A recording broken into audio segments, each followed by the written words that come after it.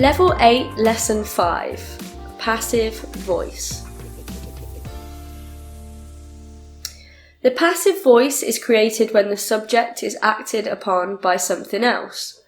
In other words, the subject receives the action rather than performs the action. When we use the passive voice, but we want to provide an agent of who did the action, we use the preposition by plus the agent. The passive voice is commonly used when we don't know who performed the action, when we don't want to say who performed the action, when we write formal and or scientific texts.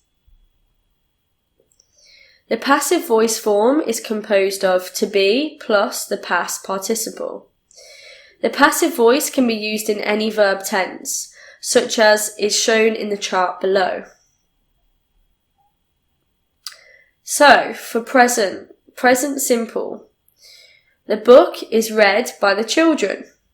Present continuous. The book is being read by the children. And present perfect. The book has been read by the children. Past. For past simple. The book was read by the children. Past continuous. The book was being read by the children. And past perfect. The book has been read by the children. Future. For future simple. The book will be read by the children. Future continuous.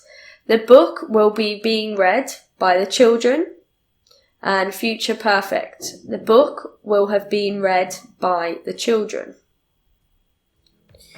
Some examples. Mistakes were made. The movie was directed by Steven Spielberg. I was influenced by my friends in high school. You were confused by all of the new changes. They were followed by the police for days before they were arrested.